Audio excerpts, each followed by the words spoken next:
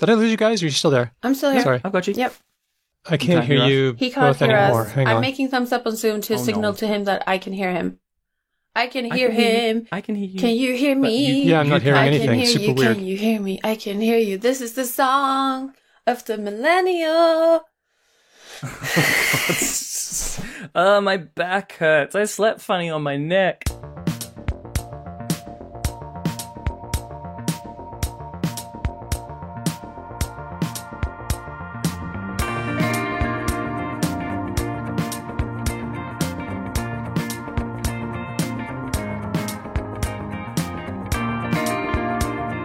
Hello and welcome to Because Language, a show about linguistics, the science of language. I'm Daniel Midgley. Let's meet the team. He says what he means, and he says it mean. It's Ben Ainsley. I endorse this introduction. It's good. Thank you. Good. At least as far as the feedback from some fans goes. She says what she means, and sometimes she doesn't say the thing because you can never get in trouble for not saying the thing, but sometimes she beats herself up afterwards for wishing she... Oh, sorry, no, that's me. Sorry. No, that is also me. Should I keep going? I can keep going. I feel like we're on the same vibe on this one. It's Hedvig Kiergaard. Sometimes colleagues of mine are like, oh, I also wish I could do a podcast. I'll do that later on in my career when I feel more secure and where I don't feel worried about what people will think about what I say. And I'm like, oh. Should I be worried about that? Now I have that. Was that the hack I was supposed to use? Whoops. Joke's on your colleague. There is no security coming down the pipe for any academics anymore. No, it's just one of those things that you just do. Well, the reason I'm talking about saying what you mean is because later on in this episode, we're going to be having a chat with Dr. Dennis Barron. He's written a new book, You Can't Always Say What You Want, The Paradox of Free Speech.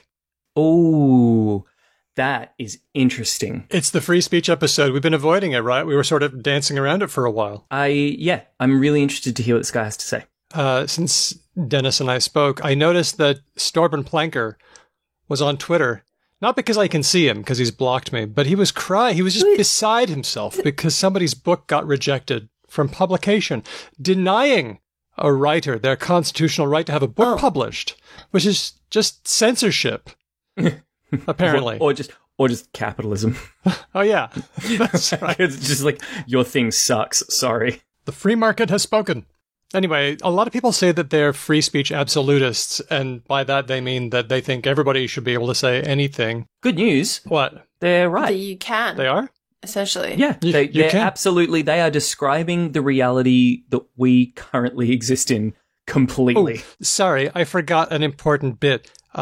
Without consequences. On Twitter. Right. Yeah, okay, cool. Without anybody saying anything mean about you or, I want to be able to say the most awful, hateful, vitriolic nonsense in the world, but no one can say it back.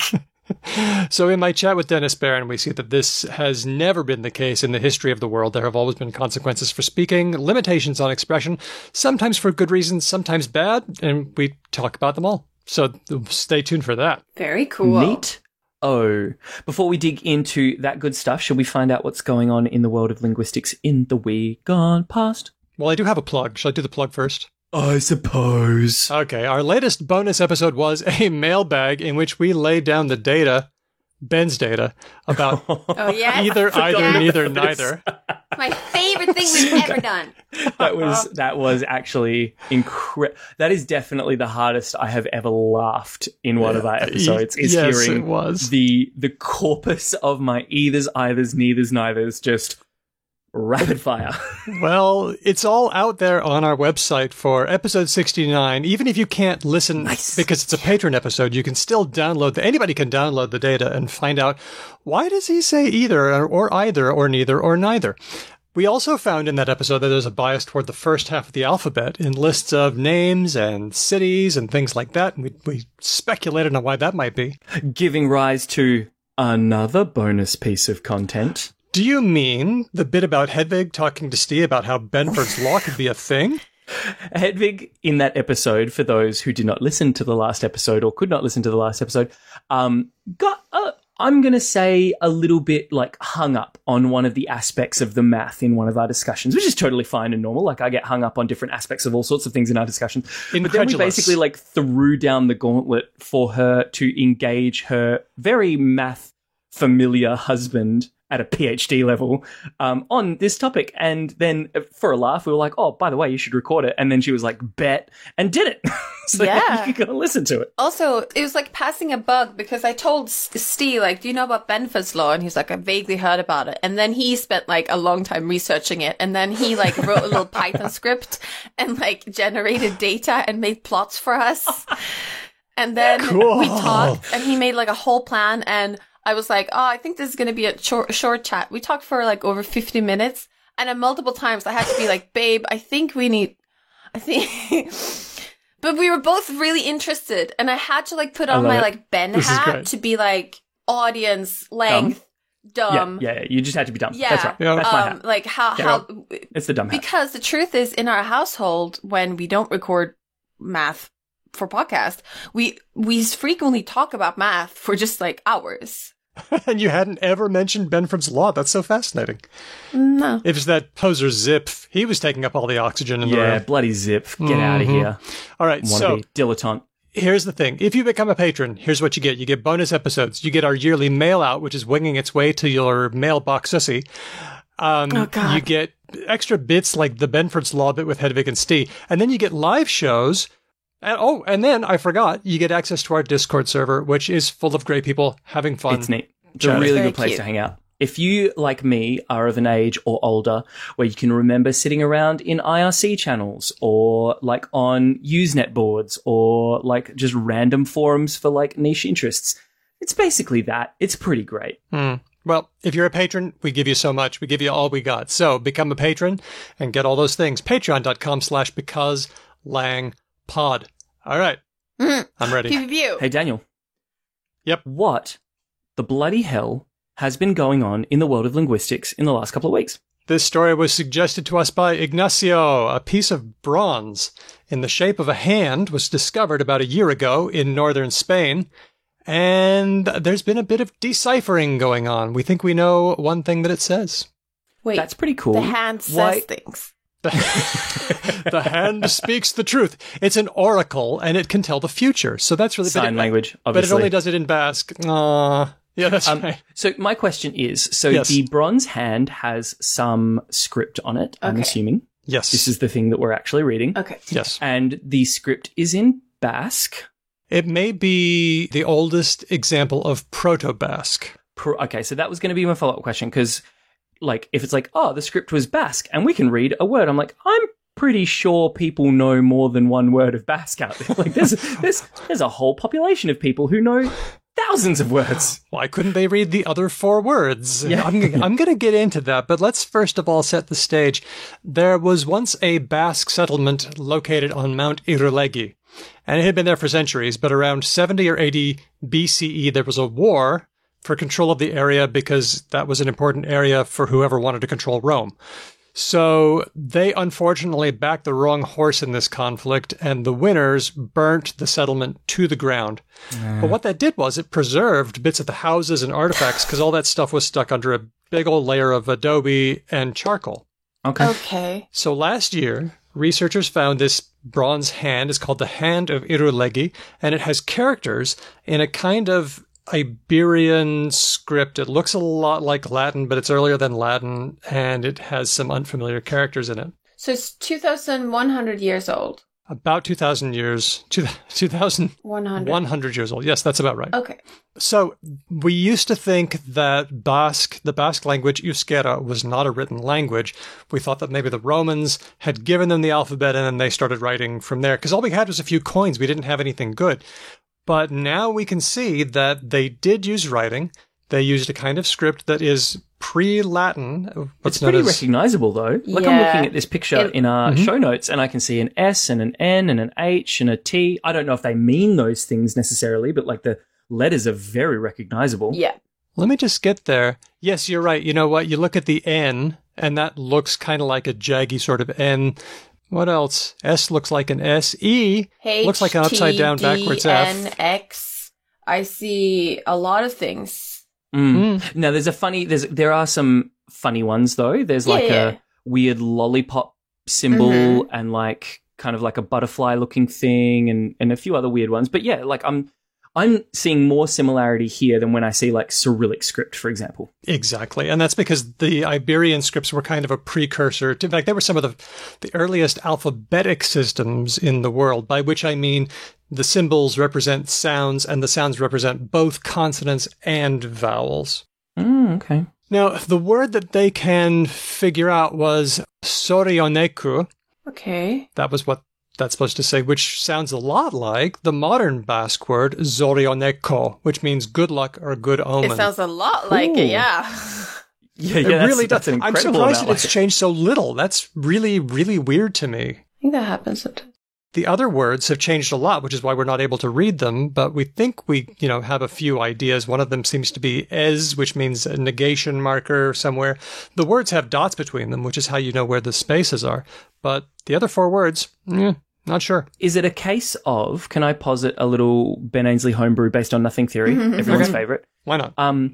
Is there a word for word fossils in a given language that stay fossilized because they get used in a kind of vaguely ceremonial sense? So like the obvious one I would go to is something like cheers or prost or like skol or something, right? Like where even if the meaning as such doesn't really necessarily get bogged down, that act, that thing just keeps getting done, keeps getting done, keeps getting done. In that so way. like wishing someone good fortune might just be like the way that you say you're welcome or something. I don't know. And because it always gets used that way, it never really changes that much. Is that a thing? Because it seems to me like of good fortune or like good luck or something is a very strong contender for something people say ritualistically to each other. What do you think, Hedvig? I think that we think that things that people say a lot tend to get like phonologically worn down. But I was thinking that there's maybe something for Ben there if like something is like ritualistically very important. Maybe not something you say a lot, but something like you say in church or something. Oh yeah, like at a wedding or a funeral or something like that. Like if the words are like excessively important, then maybe people slow down. I don't know. We've talked about ultra-conservative words that are, for example, on the Swadesh list, there is a list of maybe 200 or 100 words that are thought to not change very much, even though they do. Things like blood and woman and man and children and family words and things like that. But I'm not sure if that's really nothing on the Swadesh list is really ceremonial. No, but the Swadesh list is more like things that are unlikely to be borrowed. Ah, yes. Which is not really the same as ultra-conservative. Mm-hmm. Yeah, could they have just got it wrong? Like, is this just a case of like a word now accidentally sounds and looks a lot like a word from back then and they're not actually connected? But 2,000 years ago is not ages ago. Yeah, and it's a very long word. I mean, the other thing that ties it in is that it's normal for this hand to have good luck written on it because it was probably nailed up to the top of a doorway with the fingers down. So as a way of wishing success upon the house. Oh, so yeah, okay. That would be a totally normal thing for this hand to have on it. Yeah. No, it very probably means that thing. But about the script, I was going to ask, so Daniel keeps saying pre-Latin, but 2,100 years ago, Latin did exist. And the precursors to what we call the Latin alphabet also existed, probably even for Latin. And this is Mediterranean, so, and don't we sort of think that like Phoenicians, blah, blah, blah, so like, it's a whole Mediterranean thing. They're all inventing this alphabet. It's a little bit maybe unclear who did it first and how it spread, but like, they could very well be related to Latin. That's right. So let's delve a bit into that. So the way it's usually represented, and the way that I've taught it is, you got the Phoenician alphabet, then Greek comes from that, then Old Italic, like the kind of script that we see on the hand, and then Latin. And the Italic scripts are kind of represented as the precursor to Latin script. But Hedvig is right. They were all kicking around at kind of the same time. What's important here is that formerly we thought that the Basque borrowed their script from Latin, and this shows that they probably didn't touch the Latin characters at all. They were probably using an Old Italic script. Fair enough. Like one of the sources that Latin got it from, kind of thing. Yeah. Kinda. And Mediterranean is just like a big lake, hey? Yeah. I don't know. It's kind of big. The migrants who are trying to cross it probably don't see it that way, it's but pretty yes. big. So it's thought that this hand, if we can do more work on it, figure out what the other characters are, Cool. It may help us to trace the origins of the Basque language. That's really cool. That is Hey, can I finish off with one funky little Basque-related question? Okay. Is there anything, again, like non-linguist Ben asking dummy question, Basque, I know, is a language isolate, which means it is got no familial relationship to any other languages, not unlike, like what are some other ones? Like the Ainu language of the indigenous peoples of Japan. Japanese, really? Well, Japanese, Korean. let's pick some easy. Burushaski in like Okay. there are other ones. Yeah, there's about a list, like there's about 100 to 200 of them. I made a blog post once trying to count them. I can tell you right now that I'm not going to be telling Hedvig which ones are the language isolates. I totally defer to you, Hedvig. It's just that like Japanese Korean people argue so much. Hold on. We didn't even get to my question yet. My question is, isolates exist in the world. They're super neat and cool as a concept, right? Just this language just like exists and then like doesn't have anything to do with other languages. Is there any research, any data that suggests that language isolates suffer sort of word change slower? I don't think they do. Like, would this word be unchanged in Basque, at least in some part, because Basque is a language isolate? No. So one way to think about isolates that's important to keep in mind is that you can also think of them as the only surviving member of their family. That's it. Okay. Right? So there's no reason to think that there didn't used to exist Basques relatives, maybe all around the Iberian Peninsula and in France and something at one point. And circumstances such as the Roman invasion or whatever wiped out all the other ones. It's just the Basque one. I got to be honest, this is like a real mind blow moment for me because for my entire 11-year history on this podcast, I have genuinely thought that language isolates were like Marvel like monsters that just got created in a lab and just existed by themselves with like no relation to anything else. Well, yeah, just we don't know this, but just like out of like if we pick but like realistically, when you think about it, of course they would have family members. It's just they're not around anymore. And there are also like there are a lot of language families in the world that have very few languages in them, like maybe 2, 3, 4, 5. I know like Finnish and Hungarian and Estonian are like one language group and there's no other members and stuff, No, they're right? in Uralic and they have like a bunch of neighbors in the Russian Federation, like Samiatic languages. Oh, okay. And maybe, so this is also where like people are like, ooh, are there like deeper families that are larger that we can pull these isolates into, blah, blah, blah, okay. But if you think about it, humans have had language for like 100,000, 200,000 years.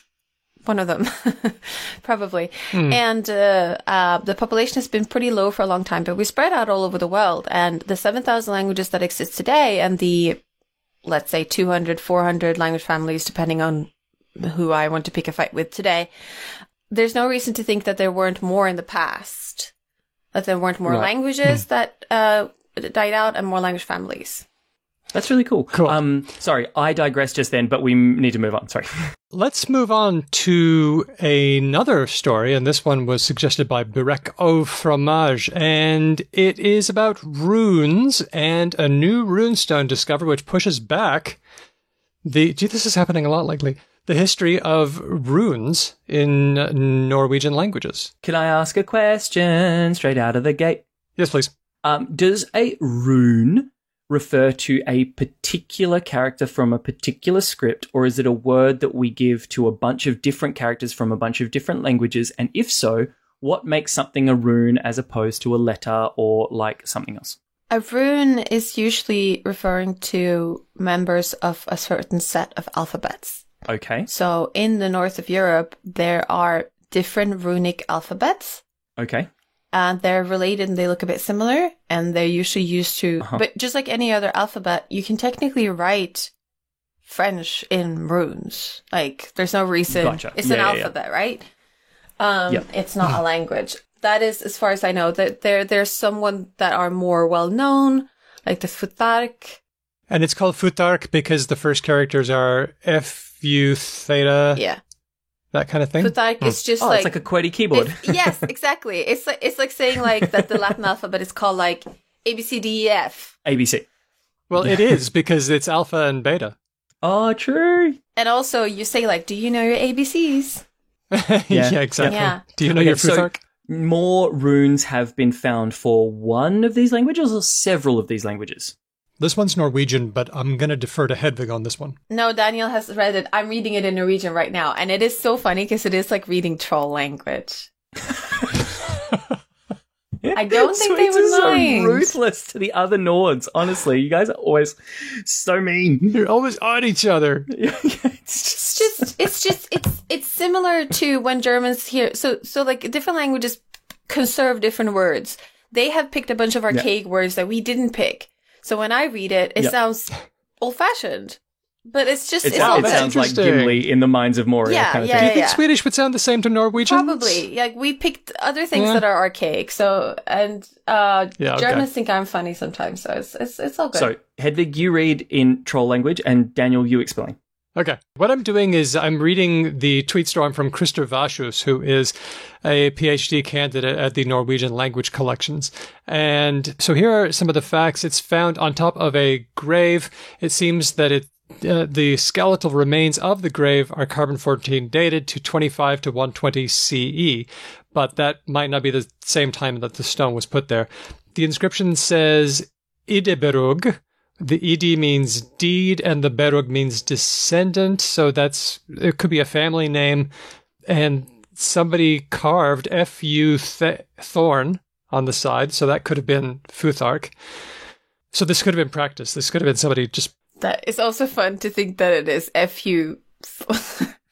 A person called Thorn. It's exactly what I thought. Fuck you, Thorn. Fuck you, real I know hard. it's not. It's just funny. You said it, Daniel. You said it so plainly. I was like... Does he hear that he says what he says? Okay. So some of the interesting things, I was looking at a video by rune expert Jackson Crawford, and he points out that one of the characters, is it the S, has not 3 jaggies, but 4. Okay. 4 it's like a jaggy pattern. It's got 4 jaggies instead of the usual 3. And he thinks that might be because this is part of a creative period. Everyone was having fun with language. They were playing around. Well, like that happened for English, right? Like I remember, like if you read books from like 200, 300 years ago, like, man, stuff was fast and loose. Yeah.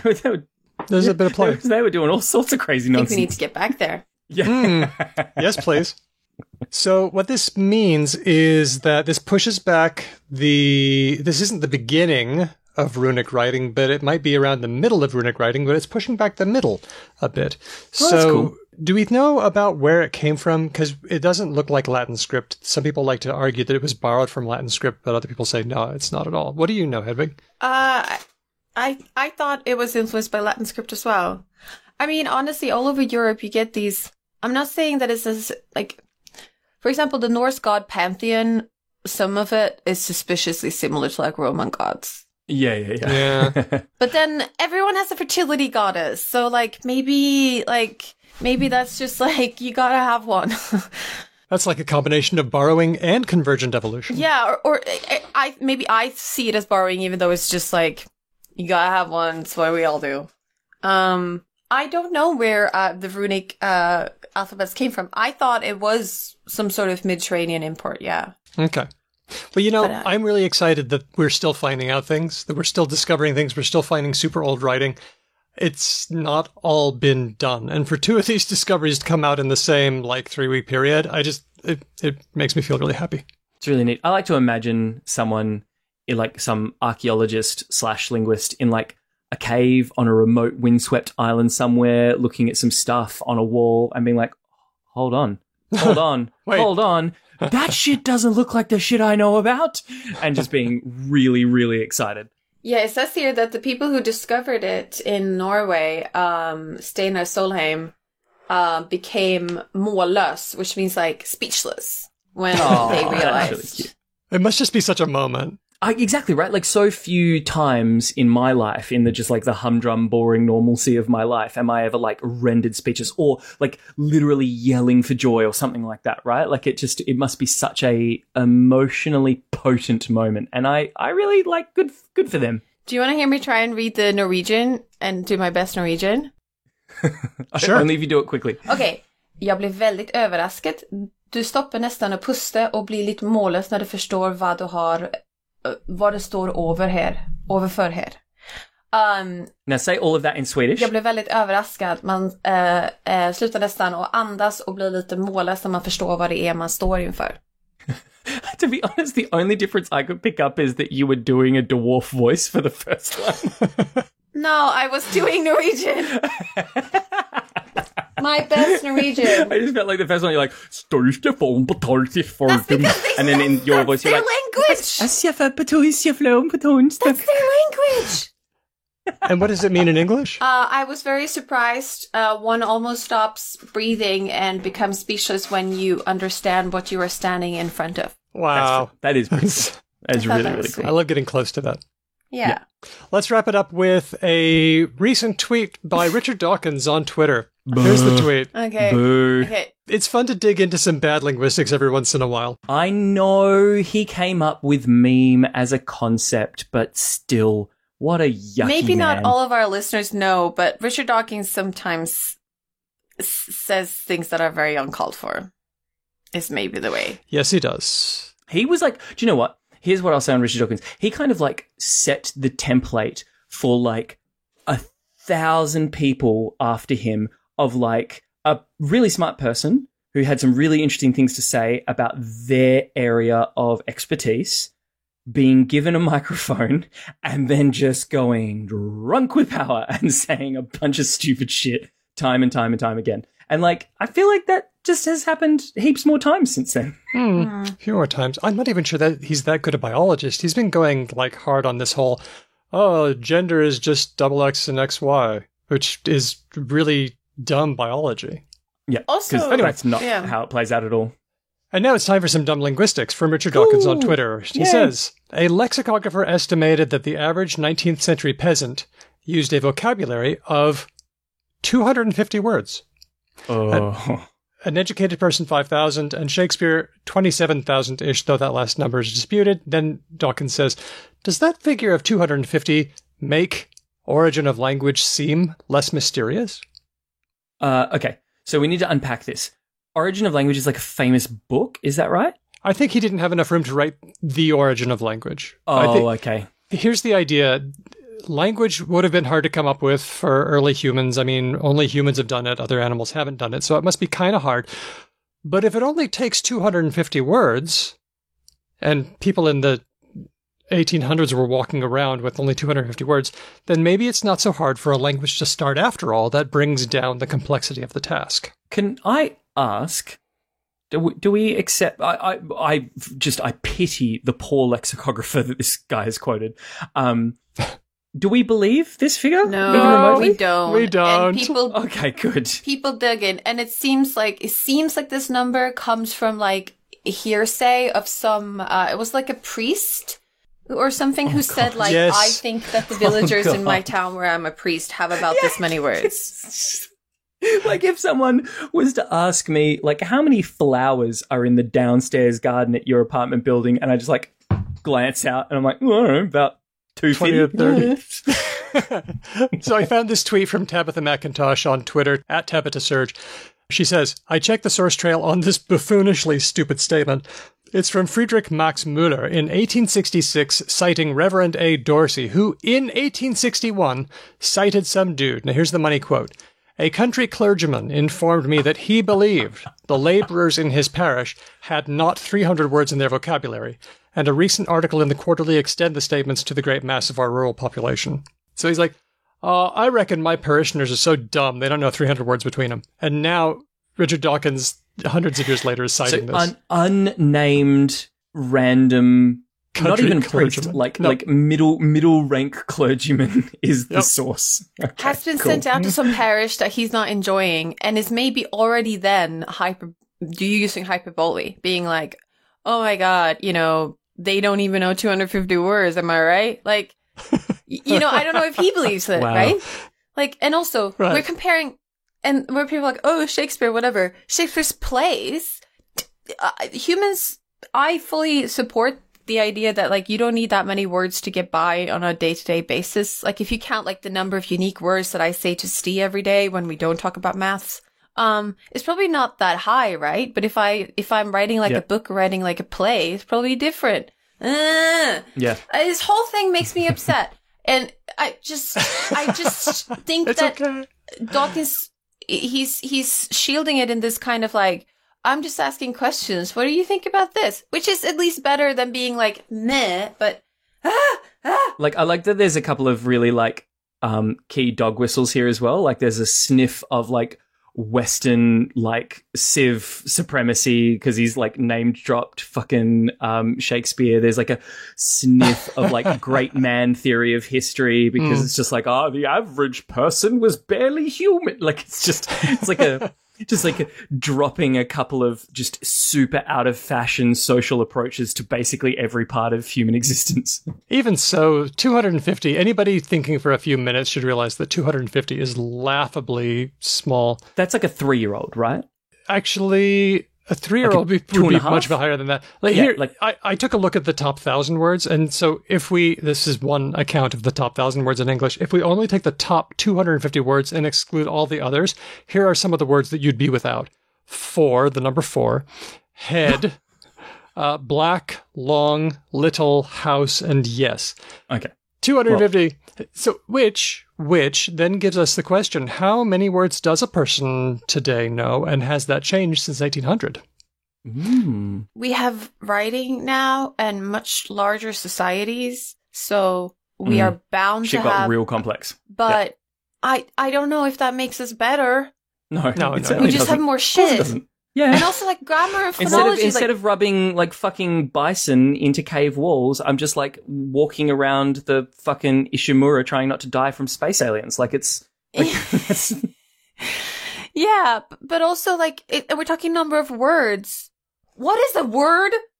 What is a phrase? No. Yes, you're absolutely right. What is that? I am putting a firm full stop after the what is a word impulse. Okay, that's a wonderful point. That's a super good point. We won't have time for it today. It's okay. Also, I'm just putting it out there. He's like, it's fine. I'll wait. I'm just asking questions. I think that the number of words hasn't changed that much that a person would know from 1800 to now. We've forgotten a bunch of words, but we've also gained new words. I don't think it's changed that much. The linguist David Crystal has estimated that most people would have an active vocabulary of around 50,000 words. Maybe a really well-educated person somewhere around 75,000 to 100,000 active vocabulary. Again, leaving aside the debate over what counts as a word. And passive vocabulary, the words that you can recognize even though you wouldn't use them yourself, probably a third, again, more than that. So, 250, laughably small. Most people know many, many more words. And that's the name of that tune. Cue.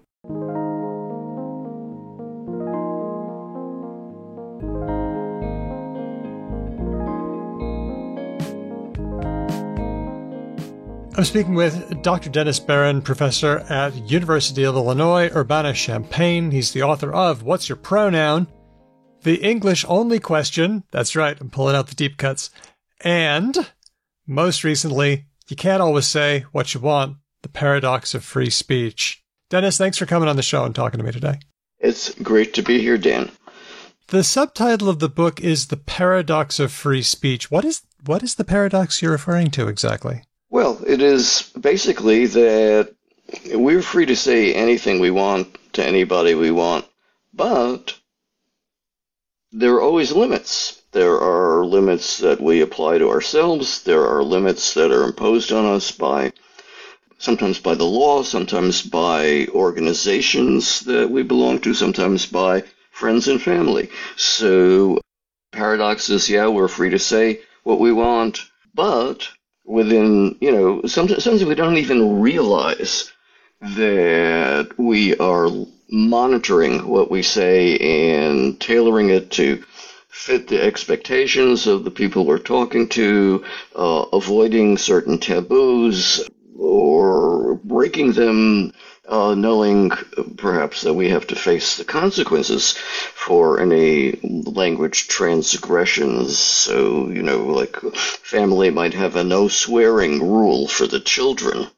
which the parents don't necessarily observe. And you know how effective that is. Even if they have like what they call a swear jar, where you have to put a nickel in or a quarter in every time you say a forbidden word, but then kids grow up and they're still swearing. So, policing language in that sense doesn't really seem to work very well. Suppose not. And I've seen people freak out about the idea of self-censorship. Oh no, you're imposing a set of conditions that are making me self-censor. And I just think that's a good thing. Sometimes not saying the thing is a good thing. It's a natural thing that happens. It's a social phenomenon. Language is, both legal and social in terms of the restrictions and freedoms that we exercise. And sometimes we're not entirely aware of the social limitations. Certainly, most of us never bump up against the legal ramifications either. So, how often have you been pulled over by an officer of the law and written up for swearing? For swearing in public. In many states in the U.S., it is still illegal. I don't know what the situation is in Australia, but certainly in the United Kingdom, it's illegal to swear on the streets in public.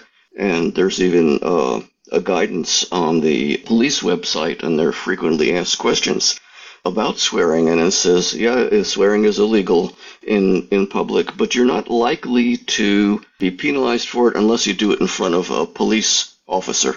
Well, that's kind of the problem, because what happens is somebody will have a run-in with the police, and then if they do swear, because maybe they belong to a community that is more sweary, and then what happens is the people who get called up for this kind of thing are more likely than not to be Aboriginal people. Right. So it hits them harder, right? So we've seen a number of cases like that. So I haven't had any legal ramifications for language. I've had some social ones. And in the book, you pivot away from the social repercussions of language and you focus on the legal. And that's natural because freedom of speech, freedom of expression. Is it okay if I say freedom of expression? Because I don't just want to focus on speech. Absolutely. I want to focus on signed language, Signing, writing, any form of communication. And I do try to indicate in the book that, when I say speech, it also includes signing, writing. It's kind of shorthand, but freedom of expression, the right to express yourself, to access information, and what goes along with that is the right not to be forced to say something or to write something or to sign something that you don't believe in. So it works two ways. It's like you're free to say what you want, and the government is really not supposed to impose restrictions on that, and the government is also not supposed to force you to say things that violate some deeply held belief.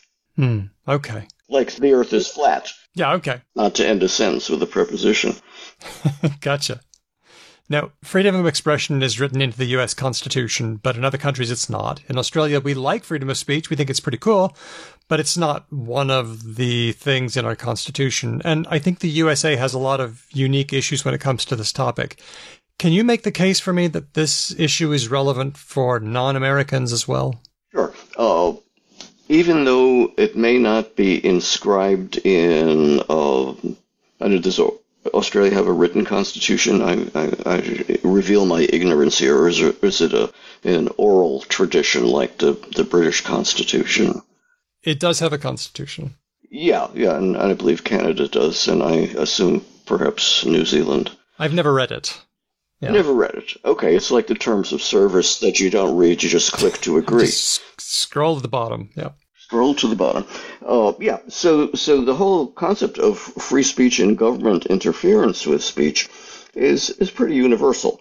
And even though the U.S. is an outlier among liberal democracies in terms of having free speech inscribed in its constitution, England and the EU take a more balanced approach to say you have free speech, but certain kinds of speech, hate speech, discriminatory speech, also can be seen as violations of the law and can be penalized by the government, by fines, by, I suppose, ultimately imprisonment, but I'm not sure. So that there's a more balanced approach to the freedom to communicate and the freedom to be safe from harmful communication. And so it's a concern there too. It's framed differently in terms of the legal system, but on the ground, in vivo, as you go through life communicating, you face the same kinds of problems. What kind of speech is okay, what kind of speech is frowned on, what kind of speech is going to get you trolled on the internet, what kind of speech is going to have your friends desert you, your parents correct you, your teachers mark you down, your boss fire you for saying something that they or writing something or communicating something that they disapprove of. When I went to the dear old Brigham Young University, there were professors who were always in trouble because they, took a line against the church party line or the university party line.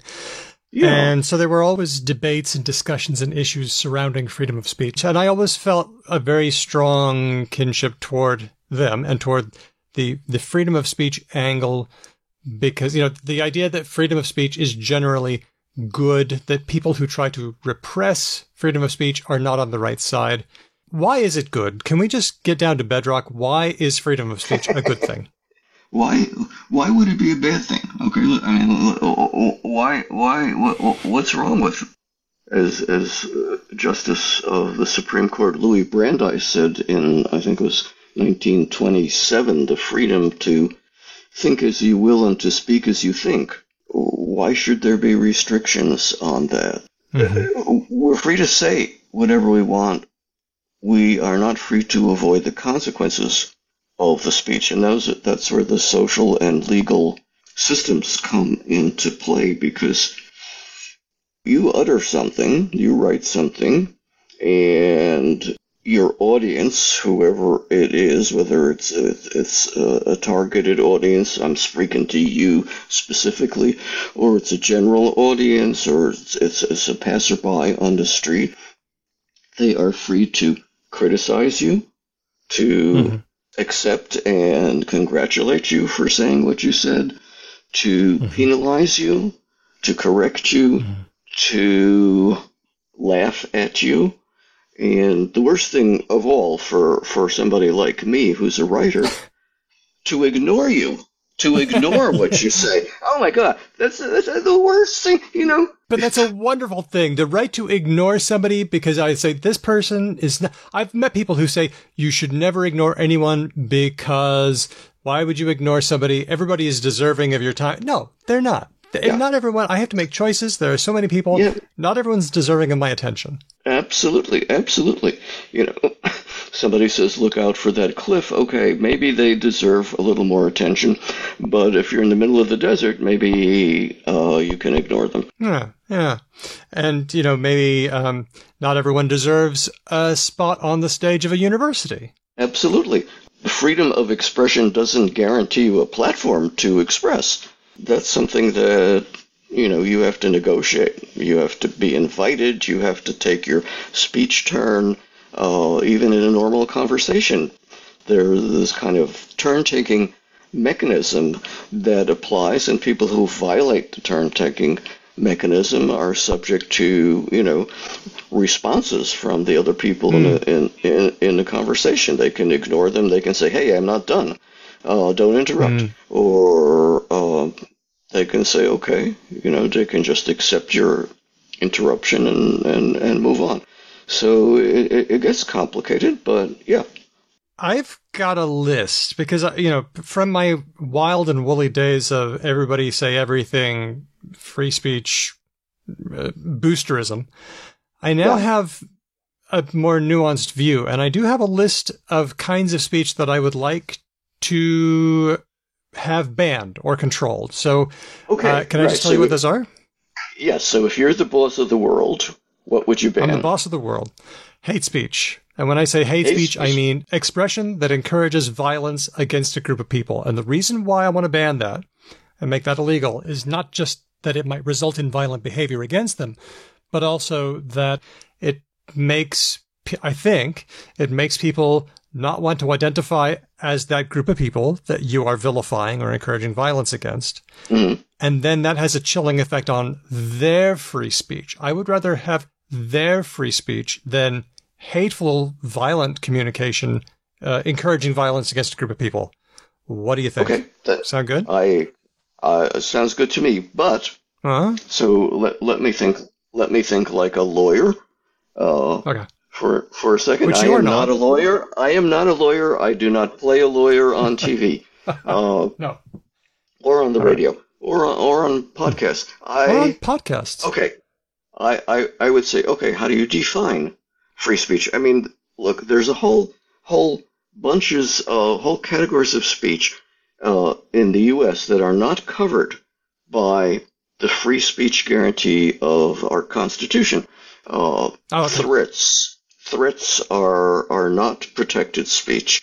Obscene speech has always been viewed as outside the protections of the First Amendment in the United States.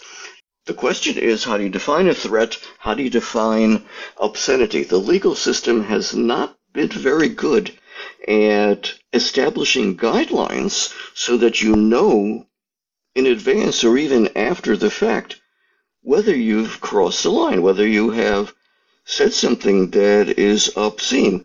You know, one person's obscenity is another person's lyric. So how do you define it? How do you know when someone has threatened somebody else? Is it an objective observer, if there is such a thing, who gets to judge it? Is it the person who receives the ostensible threat? Well, what if they are, just sort of generally paranoid and think of everything as a threat?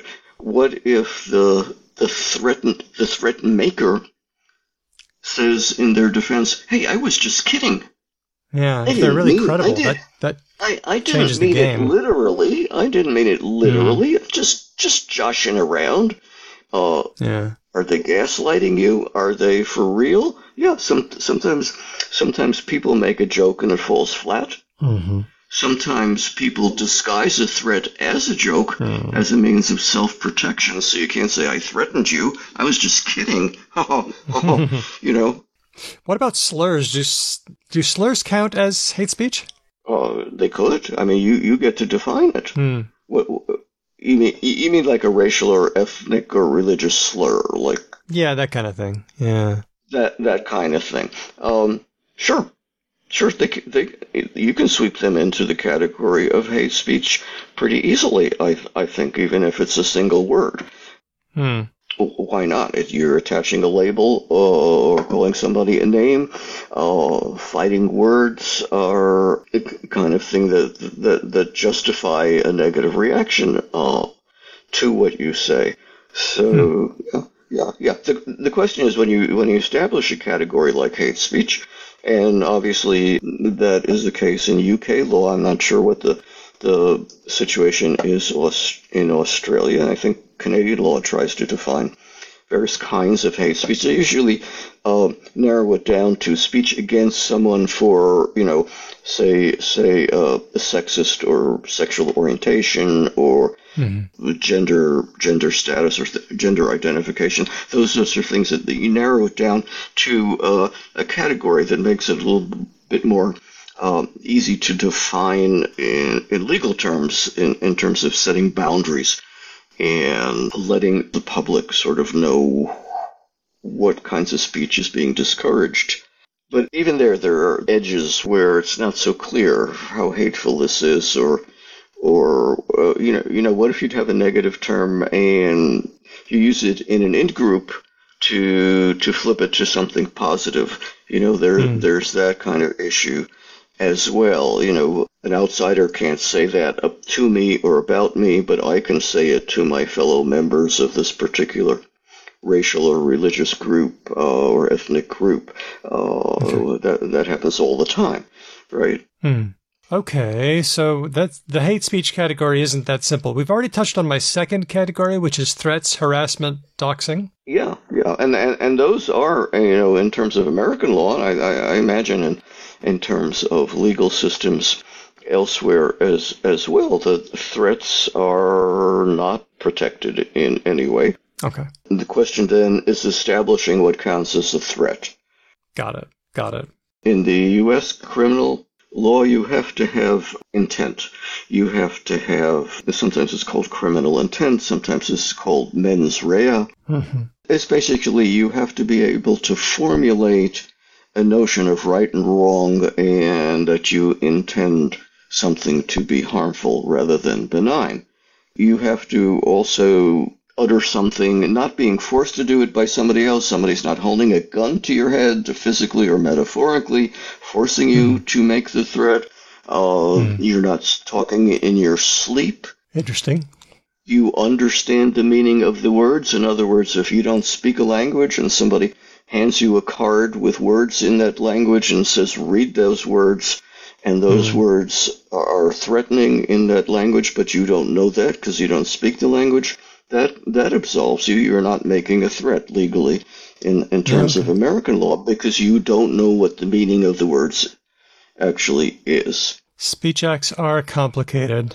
But I'll give you an example from the book. The earliest recorded prosecution for threatening a president. Oh. Now, threatening or making fun of the president is like a national pastime in the U.S. I think making fun of the leader is a national pastime anywhere there is a leader, right? But in, I don't know, it was 1798, 1799, around then, John Adams was the president, second president of the United States, passed a sedition law saying it was illegal to criticize the government for anything. I mean, this is a clear violation of the First Amendment, and people challenged it as a violation, but they were afraid to do so in public because that would be criticizing the government. People were arrested and fined for criticizing the government. Most of them were newspaper publishers that belonged to the opposite political party from Adams. Wow. But anyway, so here, speaking of setting the stage, John Adams travels from Philadelphia to his home in Massachusetts, passing through New Jersey. And he's doing it to avoid, I think it was an outbreak of yellow fever or something in the capital. And so he's going home to ride out the threat from the disease. And his carriage passes through a small town in New Jersey, and the residents know he's coming. And in honor of the president, as the carriage passes through town, they fire a 21-gun salute or something from, or some cannons. They're firing blanks. They're just, saluting the president. And this guy is standing outside a tavern, and somebody says, "Oh, they're just firing the guns at John Adams to hail his passage." And the guy says, "Oh, for all I care, they might as well be firing through his arse." And the tavern keeper is standing next to him because they're also outside watching the carriage go by. And he says, "That, sir, is sedition." And the guy gets arrested and tried for threatening the life of the president, even though Adams had no idea that any of this was going on. He's just sitting in his carriage trying to get home before, disease strikes. The cannons are firing blanks. Even if they fired at the president, nothing would have happened. And, the guy's just the local drunk, basically, just saying something snarky that occurs to him as the authority figure rides by. But he is arrested, tried, convicted, fined, and he sees this as a no-win case, so he pays the fine and gets on with his life. But, was that a threat? I think not. The prosecutor thought it was. The guy who turned him in thought it was. And, he's turning in a patron. This guy's going to buy less booze from him if he's in jail, right? But says it's against his own interest. And the prosecutor thought he was. The judge thought he was. And the guy finally decided it's easier to just plead guilty and get on with things. And besides, by that point, Jefferson had become president and the sedition law was allowed to expire.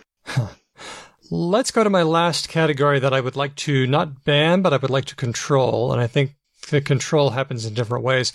Disinformation, which is, I think, harmful to the dynamic of gathering information and making informed choices. Like, we have this idea that free speech is good because we exchange ideas and the good ideas float to the top as people believe them. But disinformation from bad actors inverts that equation. Disinformation is an incredibly useful strategy. I mean, lies. Oh, yeah. Lies are incredibly advantageous. They're easy to make. They're quick to make. They can get out there. People already believe them. So I think I would try to control disinformation. Okay, so you want to ban lies. You want to make lying illegal. I can't make lying illegal. I would go to jail. But disinformation is a little different. How would I define that? It's different from lying. Okay, so it is more... I don't think I would like to legally sanction it, but I think I would like there to be good ways for social networks, hint, hint, to control, to do fact-checking. And I know... Okay. For sure. But that a lot of people hate fact-checking. Well, a lot of people hate fact-checking, and when publishers stop fact-checking, a lot of stuff slips into edited material that should not be there. It's mislegal. They're honest mistakes. I mean, I've made mistakes in my writing, and if it hadn't been for fact-checking in the editorial process, that would have been embarrassing at best, problematic, sometimes leading to the exact opposite interpretation of what I had intended. So fact-checking is certainly important. How do you fact-check? How do you check anything on something like social media where you're dealing with millions and millions of posts a day internationally in multiple languages? Humans can't do this. Well, this is why it's so hard. I mean, nothing scales. Nothing scales, and algorithms aren't very good at doing this. They cannot detect sarcasm or humor. They can't differentiate between a legitimate criticism and disinformation. You know, I mean, all of this came to the surface with the start of COVID, where all kinds of disinformation starts appearing in a context where it's hard to get almost any kind of reliable information, and eventually you start, seeing the science and medical community weighing in, but even there's a certain amount of disagreement, and then people jump on, some scientific report that suggests something's not as effective as it should be, and then they amplify that, and then it gets picked up by a social community that makes it a part of their identity, and then you just can't ever get out. Right, and people, people get crazy. What are you going to do? You want to outlaw that? Outlaw crazy speech. No, I don't want to outlaw it, but I don't think we can outlaw it. I think maybe we could do better at picking up on it, maybe somehow. But Where anyway. would we be? Where would we be as commentators about language if everything was so buttoned down and regulated? We'd have to say, well, these controls are ridiculous. Yeah, they might go too far. Okay, we'll tell you what. You're destroying the data. I'll work on that one. All right. Look, we all have speech that we hate. We all have speech that we would like to ban if we were the boss of the world. I ask my students this every semester. I'd say, what's the one thing that you would change about language, about the English language, if you were the boss of the world? And invariably, there were three things that would come up. Too much swearing. Oh, please. This is from 18 to 21-year-olds. Prudes. Right, too much swearing. And I say, do you swear? And they say, yeah, I do, but it's too much. I know it's wrong. And I would ban it, you know, because I can't stop myself, so there should be a law against it. Okay, so there's that. Okay. They would reform English spelling. Yeah, good luck. They would reform English spelling. English spelling is crazy.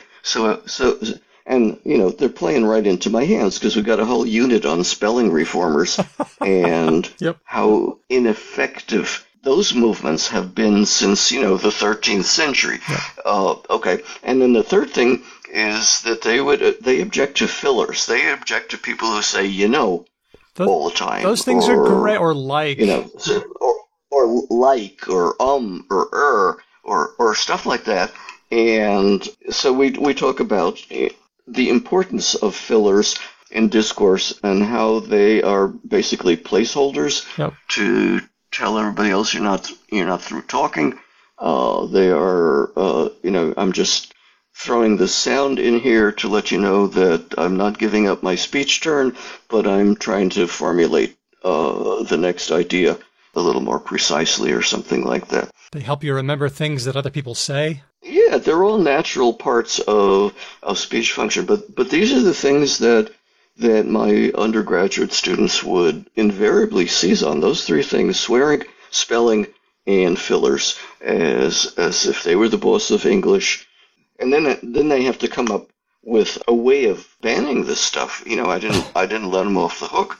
You know, what's your mechanism going to be? Are you going to do it through the education system? Are you going to do it through the legal system? How are you going to exert social pressure? Are you, you know, it's a great teaching tool because they would start thinking about what are the forces that control language that are good, sort of external to the speaker. You know, we like to think that we have free will, and of course we do, but in the context of a social setting where there are all kinds of hidden restrictions that we don't even realize, you know, the laid lines, the categories, and so on, that we sort of unconsciously guide our locutions.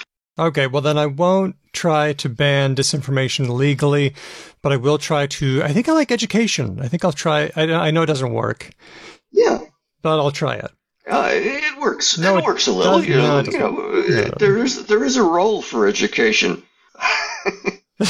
Long-time educators who don't believe in formal education like me, but who realize that, you know, it keeps the lights on.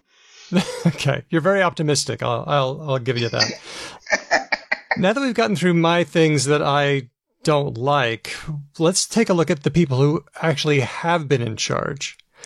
What have they tried to ban or control? We've already talked about one, and that's obscenity. Mm-hmm. I guess that's difficult because we don't really know what obscenity is, but it involves judgment. You know when you see it.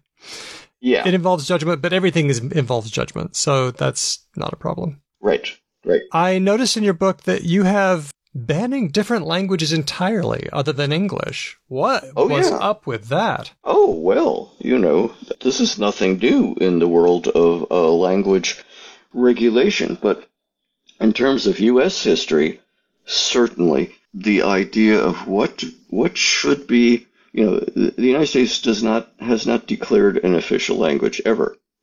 There have been moves to do so throughout its, you know, 200-plus year existence. Mm-hmm. A number of the majority of states in the U.S. have declared official languages. Oh. The state I live in, the state of Illinois, declared in, was it 1923, that American, not English, was going to be its official language. Not English. This is, you know, this is part of. I mean, you got to put it in a kind of historical context. Talk American. This is part of the American reaction against World War I. It was a kind of shock to the American system to get involved in that kind of international conflict. In fact, the U.S. didn't enter the war for the first 3 years, 2.5 years of the war. We didn't enter till 1917.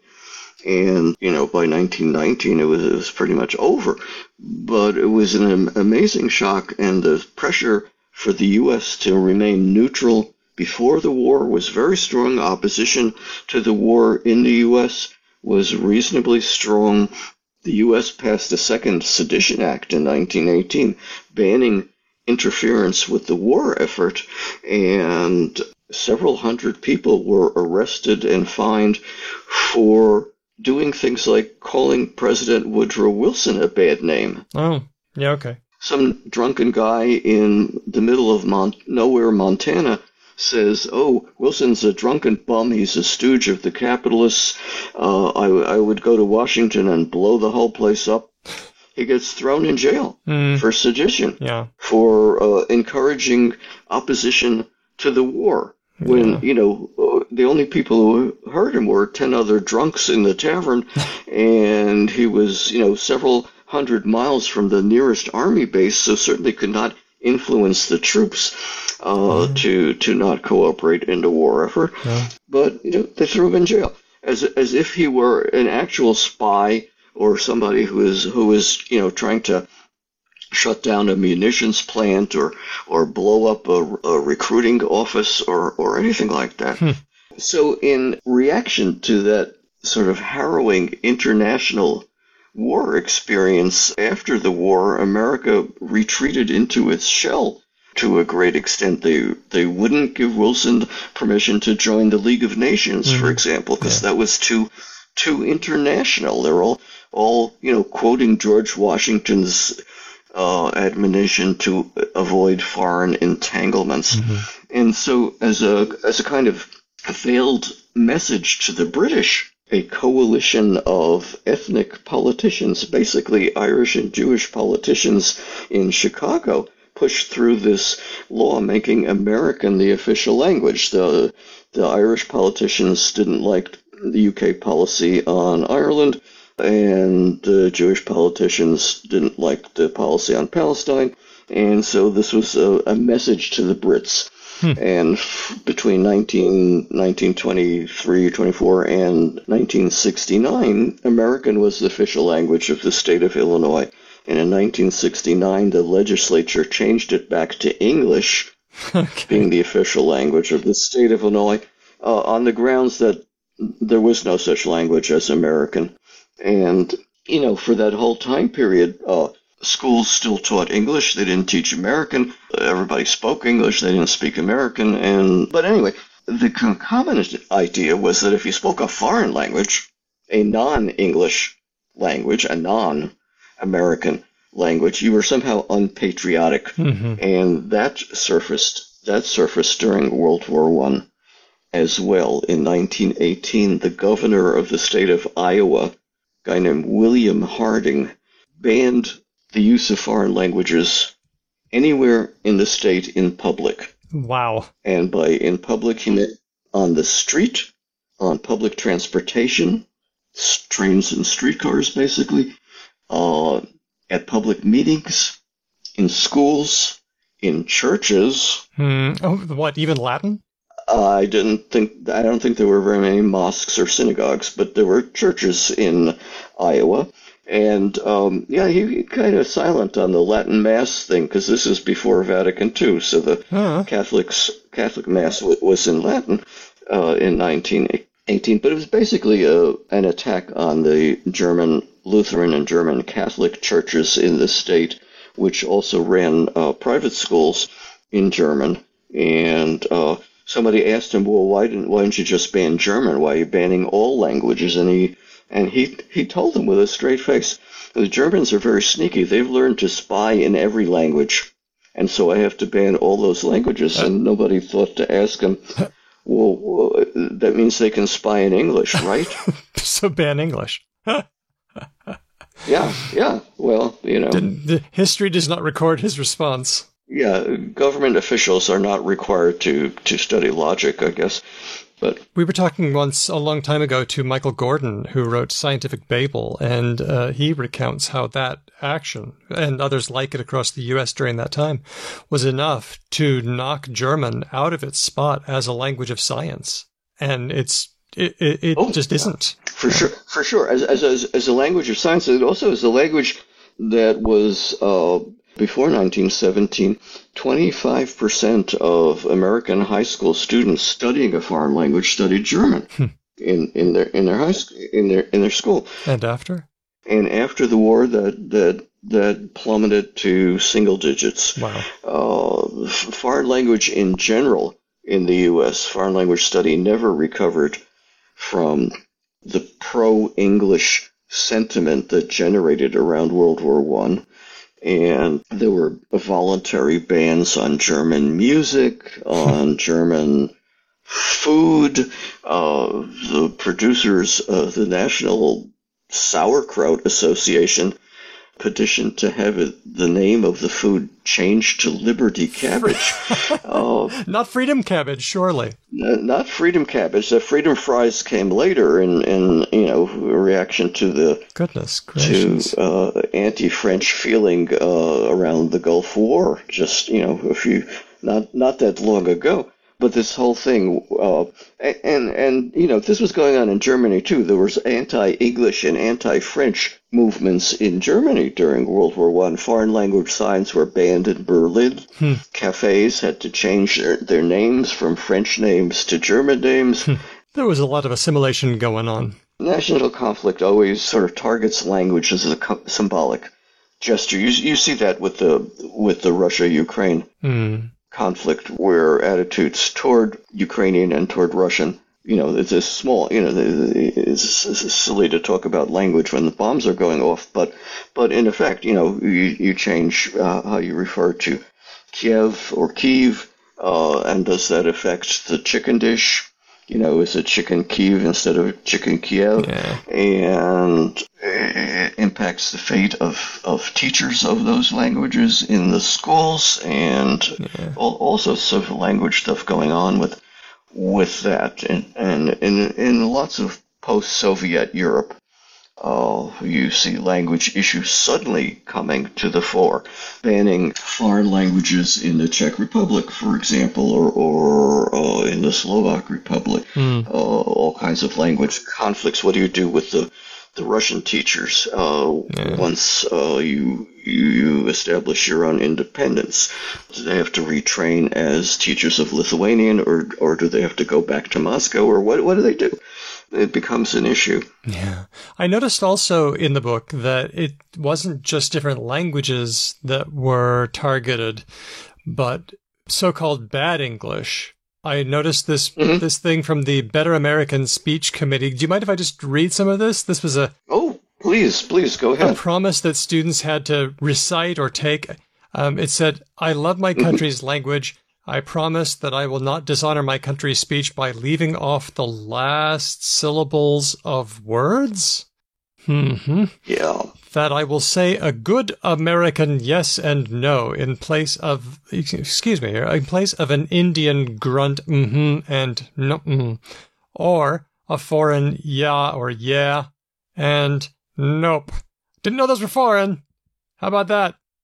There's more, but yep, it's part of the Americanization movement that was also flourishing before and during World War I and after it, because the U.S. was dealing with waves of European immigration from the mid-19th century on, but huge waves between the 1880s, 1890s into the 19-teens.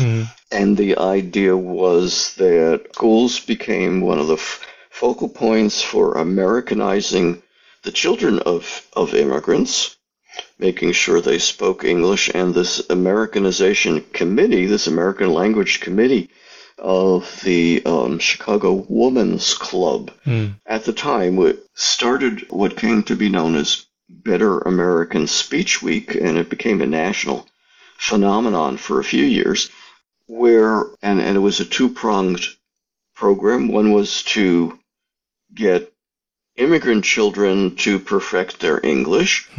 Many of them came with no English. My mother was born on the Lower East Side in Manhattan in 1911. Her first language was Yiddish. She did not learn to speak English till she got to kindergarten. And she basically learned it from interacting with other children who spoke English. And this was a common immigrant experience. Her parents had immigrated, but she was born in the U.S., but still her heritage language was her native language until she started school. And so the schools were teaching English to children who were born here to foreign-born parents, born in the U.S. to foreign-born parents, and they were also trying to improve the English of those who spoke English as their first language. And so what comes into play then are class issues as well as ethnic issues. Yeah. And so trying to get everybody to speak proper English was basically a kind of, upper middle class idea of what standard English ought to be. Audience, we are doing lots and lots of air quotes during this section, like improve and better English. Yeah, exactly. And one of the things that interested me, I knew my mother, when she grew up, became a school teacher. And I noticed as a child, when my mother would get together with her school teacher friends, that they all sounded funny. Really? To me. And they sounded like my school teachers as well. And they didn't sound like ordinary people. There was a kind of school teacher accent among the New York City school teachers.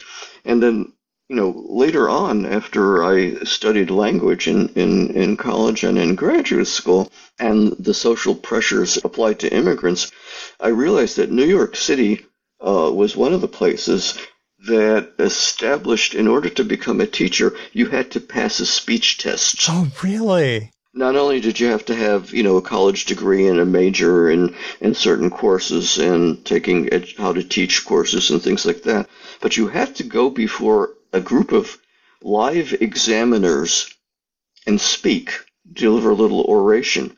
And if you had any trace of a foreign accent, or you had something foreign in your name, and that you were identifiably from some immigrant group, Irish or Italian or German or Jewish or whatever, that was a strike against you. And in order to pass the test, the candidates had to develop this kind of hyper-correct pronunciation. Yeah, gross. And so the teachers from my mother's generation, who had to take that speech test to get their teaching license, all spoke with this amazingly precise kind of English, which they used in conversation, not just in a teaching moment, but as part of their daily interaction. And to me, it sounded weird, but then I understood why that happened. Yeah. The state of California did that, kind of required a speech test too, in order to keep Asian students out of the teaching corps. Yep. So it was used to try to eliminate certain kinds of groups from the teaching profession. Yeah. The idea being that somehow you were going to subvert the kids if you were allowed to be yourself. It's an old story, isn't it? It just happens over and over again. Right, and we still are trying to control our teachers. We still are basically operating on the assumption that the teacher knows nothing, and the teacher can be told what to do, told which books not to teach, and which topics to avoid, and all of that kind of stuff. It deprofessionalizes what really is an important profession. And that brings us right up to the present day, where we're talking about the authoritarian right trying to ban certain books that portray LGBTQ people positively, trying to ban what they call critical race theory, which is an academic pursuit, but not something that teachers consciously teach in high schools. It's just any acknowledgement that racism exists, basically. It involves removing books from libraries. Schools and teachers are under enormous pressure right now.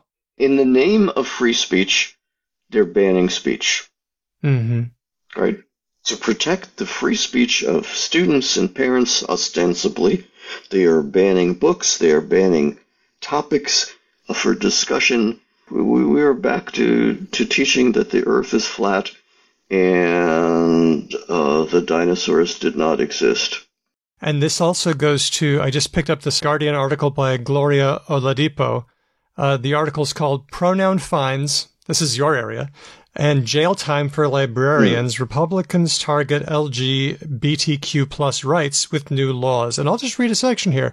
This is North Dakota. Yeah. One bill rejected on Friday mandated people affiliated with schools or institutions receiving public funding having to pay a $1,500 fine for using gender pronouns other than those assigned at birth for themselves or others. And that effort failed, but this is what they're trying to do. Absolutely.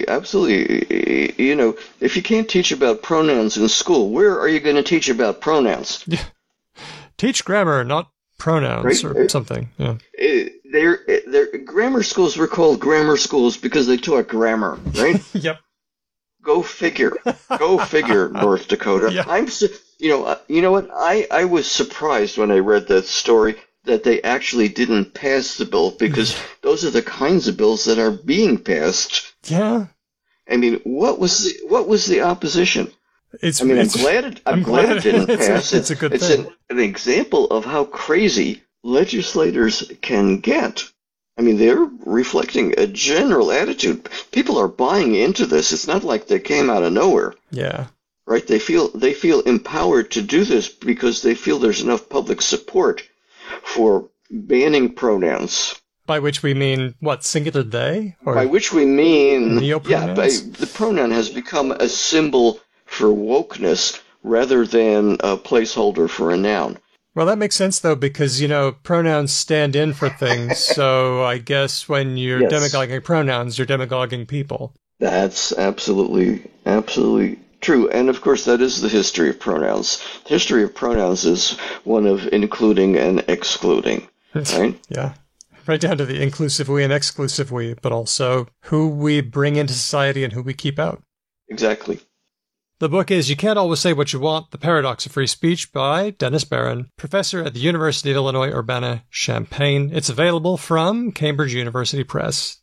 Dennis, how can people find out where you are and find out what you're doing? You can follow me at Dr. Grammar on Twitter and follow me on Facebook. And I haven't been blogging very much lately, but I do blog at the Web of Language. So you can check that space out, too. I will be picking up some themes from the book to blog about over the next few weeks. The Web of Language is really worthwhile. I've assigned bits of that to my students on many occasions.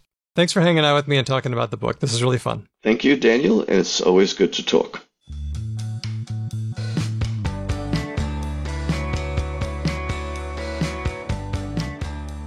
It's time for Words of the Week, and the word of the week this time is the... What? The. What? 3 little letters. It's the most common word in English, and it's been in the news. How has the been in the news? Yeah. In times past, we've mentioned why you don't probably want to use the with groups of people. For example, there was sounds super racist. Yep. Well, yes, like when a right-wing political figure referred to the blacks. Ooh. Such shivers. Why is that gross? Why does that give you the shivers? Well, because it collectivizes and objectivizes a group of people. Right, okay. There's 2 things going on in that one. There's the, and then there's, I don't even want to say, there's blacks instead of black people, which is also a thing. So there's 2 things that are converging. Yep. Yeah. It makes it sound a bit like not humans, like inhumane, like the zebras in the zoo. So the word the is really interesting as opposed to So if I say I bought a car, I bought the car, what's the difference between those 2 sentences? Do you get a different feel? I bought a car. Yeah. I bought the car. Well, when you say it like that, my brain goes, there's some sort of prior understanding about the car, right? That's like that you've discussed the car previously and the person you're interacting with understands which car is the car. Mm-hmm. Precisely. So if I say I bought a car, what I'm saying is I bought a car and I don't think you know which one I'm talking about. But if I say I bought the car, I bought a car and I think you know which one I'm talking about. It's fully. Here are old versus here are new. So if I say the Mexicans or something, then it's like, and you know about them. You know exactly who I'm what I talking mean about. when I say that. Yeah, okay, that's interesting. So that's why that's gross. So there was a tweet from the Associated Press Style Guide. Here it is. We recommend avoiding general and often dehumanizing the labels, such as the poor, the mentally ill, Yep. the French. Okay. Do you know what? And What? I can just The disabled, the college educated. No. But buckle up and try and contain your surprise. Okay. I actually support this tweet. I do too. Yep. I do too. And this is coming from like classically Francophobic Ben Ainsley, right? Yep. We have a go all the time, and it's all in fun, right? But I actually, in the same way that I don't find, much to the chagrin of pretty much every Australian I've ever met, I don't find making fun of people with red hair to be even remotely fun or funny or in good taste, like at all. Mm-hmm. And in Australia, it's like a national pastime, as far as I can tell. I know. And like for people outside Australia, you're probably being like, "Wow, Ben's being pretty like exaggerated now." But to the people who have lived here, Hedvig, like it is right. Like it legitimately. It is a part of the Australians. The Anglo-Australians bonding ritual. They love teasing and talking down stuff as a way of making connections with other people. And like people with red hair are like one of the last groups that you are like given free reign of just being ruthless about. Yeah. So I think that, we shouldn't do that with people from certain countries either, despite the fact that I totally do that all the time to people from France. I apologize. I was going to say, like, if the person, like, I am more okay with making fun of people who are part of a privileged group. And the French, I'm like, Well, that was the thing, right? I mean, the advice is not wrong. It can be really gross to talk about the blind or something like that. But just dropping the French in there, it just hit people in a really funny way. And the tweet went viral. Can I ask, what do French people / the French think about this? They don't suffer from experiencing Frenchness at all. They love it. They love being the French. That's so true. Why would we be upset about this? Is it very good being to be French? The French embassy tweeted that it had renamed itself the Embassy of Frenchness in the United States. Hey, look, that's a pretty good, like, humoured way to respond, isn't it? Which is interesting because if I say the Mexicans, that sounds gross, but if I say the French... That's because it's not just about linguistics and grammar. It's like we were talking the other day about how ethnic groups and professions that are shit upon in societies have a higher terminology turnover. Mm-hmm. Like cleaners or Roma people in Europe, whatever new term they get, within a couple of years, people will use it as a slur. And that's not because of the word, it's because they disrespect the people. Such as all of the different words we've had for like disabilities and that sort of thing, right? Ethnicity and... Yeah. When you say the Mexicans, I happen to know something about Western civilization and how people look down upon Mexican people. That's why, like, that's part of it, right? And of course, we call that cycle the circumlocution paternoster. Oh, yeah. Thank you. Yeah. That was Tim. Tim. The tweet got some bad reactions. People who were like, you tried to be sensitive and you just sound like an idiot when you do that. What's wrong with the French? So they deleted the tweet, and here's the new tweet. We deleted an earlier tweet because of an inappropriate reference to French people we did not intend to offend. Writing French people, French citizens, etc. is good, but the terms for any people can sound dehumanizing and imply a monolith rather than diverse individuals. Which, I've got to be honest, I still back that. I still agree with that. That is true. I just happen to think that that's funny 100%. To do to the French. But it was funny. But people got upset. Okay. Also, we need to be, like, I think what people are probably losing sight of here, right, is that this was tweeted by the Associated Press style guide. Yep. So this is not an entity that concerns itself with, like, colloquial speech at all, right? This is like one of, not the, but one of the definitive records of formal English writing. Yeah. Right? Like, there's no other way to describe it. Or if there is a better way, you guys can have a crack, but that's my way of describing it. I think it's really good. Yep. So, like, yeah, they're going to be a bit stick up the butt because that's how formal registers work a little bit. And look, we will, on this show, we will often criticize when that stick up the butt is like the wrong kind of stick up the butt. But, like, I don't think that anyone has been, if anything, the AP is actually just kind of trying really hard to make sure the way that we execute stuff formally is still respectful. And I'm always up for that. I think it makes perfect sense. There was nothing wrong with the original tweet. They were right from beginning to end. Yeah. All right, let's go to the next What's our one. next word of the week? This one was suggested by Aristemo. It's slow maxing. Oh, I wonder if that's like min-maxing in video games. I think it is. What's min-maxing in video games? Oh. Min-maxing is when, like, so if you were to play a charming, cozy game called Stardew Valley, which my partner and I have played many a time, min-maxing would be like sitting down with a piece of paper and a pencil and like doing calculations to figure out the exact most efficient deployment of all of the different things you can plant so you can harvest them at the right time and get like the most money depending on how it's all going to play out. You can do it in D&D as well. Like Hedvig's holding up her character sheets right now where you can make sure that like if you've got a class and a character that works off strength and I don't know, like charisma, then you make sure you just don't have any points in the other qualities because that's just like wasted points. Yeah. It can be considered boring behavior. Yeah. It's like if you optimize everything, you're no longer playing, you're just doing homework. Yeah. Well, I don't want to talk about min-maxing. I want to talk about slow maxing. Yeah, What is slow maxing? This comes from an article in The Gauntlet by Amanda Wilson. Back in August 2022, there is a new philosophy on the rise called slow maxing. I would describe the movement to be the antithesis of hustle culture. It values finding the utmost satisfaction in indulging in mundane tasks to relax, as opposed to finding pride in cramming as much productivity as you can into your day. Taking it slow. I dig it. I'm 100% behind this. Yeah. Approaching things with tranquility of mind. What a great philosophy. I used to go like a maniac in the days when this was a weekly show and I had a full-time job. And I don't have a schedule that's that packed out anymore, but sometimes kinda. And now when I get a load of things to do, I purposely stop myself and approach it with tranquility of mind. And I know that sounds like a cliche, but all the true things do sound like cliches. It's true. Yeah. No, I agree with you. And I'm just here for this.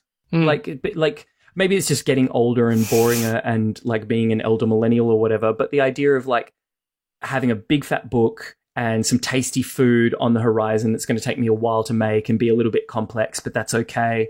And like, that's my day. What a bloody great day that is. Yeah. And it doesn't, like, the examples here was like, you need to be slow maxing. You need to be reading long fat books, making 40-hour chocolate chip cookies. I don't even think you need to do that. Like, yesterday I pottered around at home and like, I went to the kitchen, I did something, and I went somewhere else. I don't know, like, none of it, I didn't do any major projects. You need to feel okay about that. I do like the idea, if I'm understanding this correctly, I think this does go a step further than just taking time. And it goes a step further to say, the things that you're going to do, actively make the choice for those to be slow pursuits, right? Like drawing something, but spending a long time doing it, or like they've said here, like making a recipe that requires several steps and needs to rest at several like parts of those steps. I like that. I like that idea. We're not good at feeling okay about that. Yeah, I was going to mention that as well, that like guilt and shame and judgmental feelings about yourself and others are things we all need to watch out for. Like, what are we feeling? Yep. I was talking to a friend of mine the other day who was like, oh, I should really, I shouldn't spend so much time on my smartphone. And I'm like, maybe you shouldn't. But also, is it like helping you manage your anxiety to watch cat videos? Is that the end of the world? Like, maybe that's fine. Yeah, no. Like, there's some sort of overuse, yes. But definitely. But there's also normal use.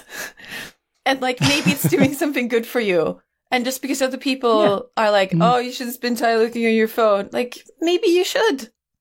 Maybe it's fine. Yep. I saw a thing recently that was like, mindful, what was it? Mindful algorithmic curation. And I was like, fuck yes. Get amongst that, my people. Yes. Like, make your For You page or your Instagram page or whatever it is just full of content that makes your life a bit nicer and just steers you towards versions of your best self. Do that. Yeah, no, I 100% subscribe to this. And I'm really glad you said that word because I need a word for it because I've been trying to tell people about it. Like, don't engage. Mindful algorithmic curation. I like it. Don't engage with content that raises your blood pressure. Probably. So many cat videos. So many cat videos. I'm going to have to send you some of the good cat videos I've seen. I'm sure you've seen most of them. Can we do one more, Daniel? One more, and it is suggested by Monica. This is to Brexit. Can you guess what it means? Is this to make a big, bold choice, and then when the consequences of that choice come along, just regret it tremendously? No, good guess. Okay. Is it You're on the right track, but in a certain way. Lie to people? Good. But no. Now I'm going to give you... Propagandize for your own goals. No, it's not. Now for guess 2, here's the quote from Twitter. WTF happened to your leg? That's me. And the Sun says, I Brexited a year 10 at football. Oh, just fucking wreck something? I Brexited a year 10 at football, but it happened to your leg. Yeah, so you've hurt yourself wrecking something? To hurt yourself badly. Pretty much. Apparently it means, here's the rest of the tweet, it means a tackle in which either the man or the ball may get past, but not both, while the perpetrator wipes himself out. So I guess it's like a self-own. It's a bit of an own goal, but you do achieve something whilst you are wrecking yourself. But specifically a football move. Oh, okay. Cool. I guess because football in England and stuff. And for our European listeners, they mean not the things you kick soccer. with your feet. Oh, is it a soccer thing? Apparently this is a soccer thing. Oh, okay, good. Then it is the thing you kick with your feet. I thought you were talking about like AFL and rugby and stuff. No, not this time. Okay. Also, you kick both of those things with your feet. No big deal. So the slow-maxing, Brexiting, watch out for that one, and maybe even mindful algorithmic curation. Our words of the week. Cameron on Patreon has a comment. It says, Hi fam, have you ever considered having an SLP SLT on the show? SLP SLT? Speech language pathologist or speech language therapist. After learning to speak a few languages, working as an on-call interpreter, and having a personal podcast-fueled interest in linguistics, I'm so happy to have finally found a career that allows me to work with so many aspects of speech production and language in a caring profession. I would love it if y'all had one of the many SLPs with a background in linguistics on the show, and perhaps even inspired others to get involved in this awesome career. Thanks for the great episode, and I'm eagerly awaiting the stickers in my mailbox. Don't say it. Did they say that? Did they? Oh yeah, they did. Yes. Oh my god. Oh. Okay, Cameron, you are Daniel's new best friend. Yeah, Cameron, I don't know if you've seen the episode of The Simpsons where Edna Krabappel sends Bart Simpson to the principal's office and then turns to the rest of the class and says, "What have I told you about encouraging him?" But I am saying the same thing to you now, Cameron. Don't encourage him. So gross. We've had episodes with speechies on before. We love our speechies. Not as often as I would like. But we are going to fix that because on an upcoming episode, we'll be featuring a newly minted SLP, SLT, our pal Ferrocat, who will be curating a newsy show for us for a bonus episode, so watch for that. Become a patron on patreon.com/becauselangpod so you don't miss out. Thanks, Cameron, and I'm glad you found a jam that works for you. Big thanks to everyone who suggested things for this episode. Thanks to Dustin of Sandman Stories, who still recommends us to everyone. Thanks to the team of Speech Docs, who transcribes our every syllable. And, of course, our patrons who keep us going with all of their help, encouragement, and love.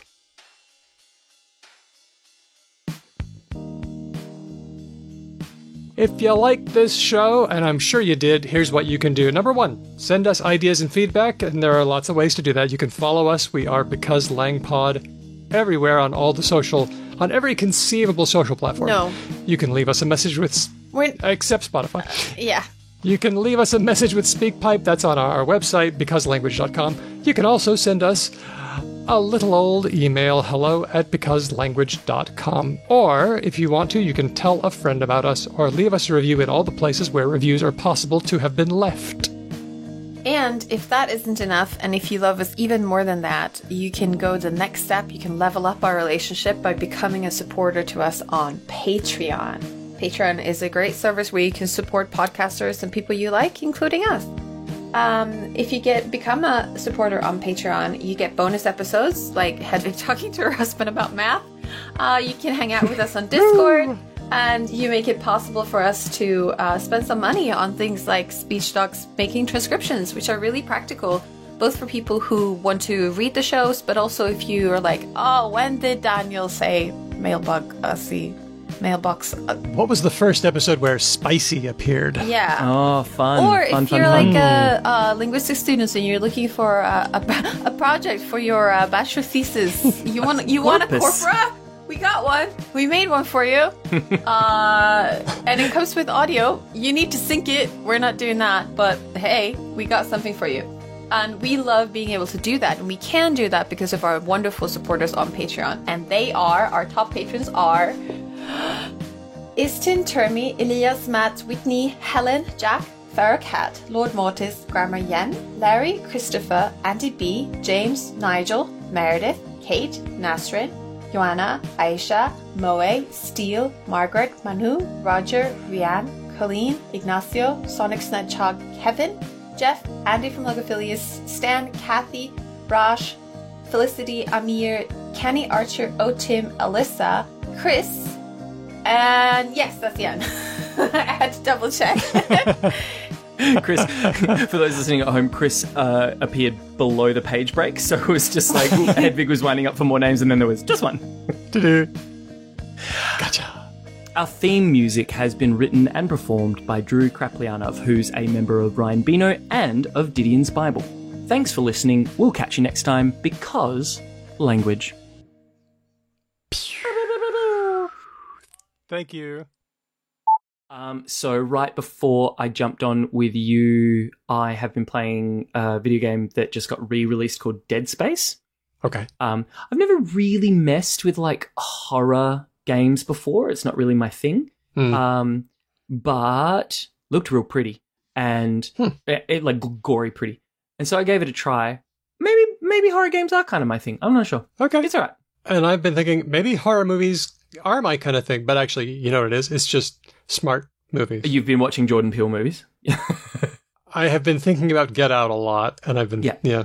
So what I saw a great TikTok the other day, which was this person who was basically a creator of color who was lamenting the fact that, according to her, I haven't seen Nope yet, but she's like, Nope is without question Jordan Peele's like best movie from a movie making point of view. If by whichever line you cut it at, like a pure sort of craft storytelling, all that kind of thing, Nope wins. Get Out is still his overwhelming fan favorite because it is the one that is most accessible to and deals with whiteness the most. Oh, whereas, interesting. like, perspectives of color come far closer to the front in the other two films. Oh, wow. Okay. But us white audiences are kind of like, nah. I didn't like that. It didn't do the same thing for me. Because it wasn't okay. all about, like, the white perspective and the white world and the white, like, framing narrative and all that kind of stuff. Wow. I thought that was a really interesting take. And That is so when I indeed. watch Nope, I'm going to have that sticking in the back of my mind to see if I it am alters too. my take. I was just going to ask if my sound was okay, boring things like that. Oh, yeah. Oh, and Audacity. You I sound should probably record myself. Yeah, exactly. Christine. Yes, please record yourself. Yes.